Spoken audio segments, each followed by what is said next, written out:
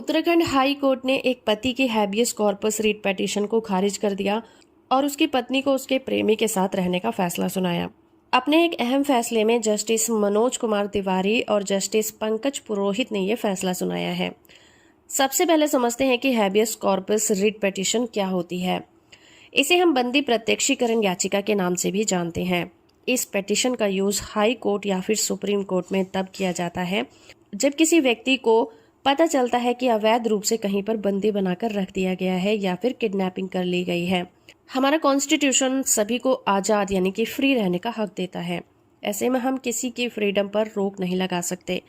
तो आर्टिकल 32 के तहत सुप्रीम कोर्ट में और आर्टिकल 226 के तहत हाई कोर्ट में याचिका लगा सकते हैं हैबियस कॉर्पस रिट पिटीशन की, जिसके बाद कोर्ट के ऑर्डर पर पुलिस को इन्वेस्टिगेशन करनी ही पड़ती है। इस केस में एक पति ने Uttarakhand high court habeas corpus writ petition दायर की थी और इस याचिका में पति ने अपनी वाइफ को वापस बुलाने की प्रेयर की थी।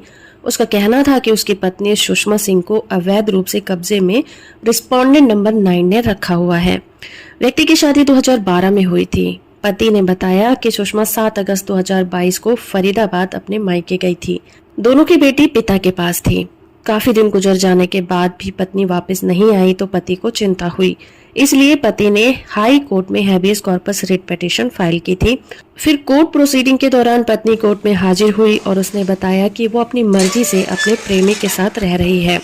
उसने पति पर आरोप भी लगाए कि उसके साथ वो बहुत बुरा बर्ताव करता है, जिसकी वजह से वो अब पति के साथ नहीं रहना चाहती। पत्नी के बयान पर गौर करने के बाद कोर्ट ने पति की याचिका को खारिज कर दिया और कहा कि पत्नी किसी और के साथ अपनी मर्जी से रह रही है, इसमें कोर्ट कुछ नहीं कर सकती, और ये कहकर उन्होंने पति की याचिका को खारिज कर दिया। वीडियो इन्फॉर्मेटिव है तो आप इसे लाइक, शेयर और चैनल को सब्सक्राइब करना बिल्कुल मत भूलिएगा।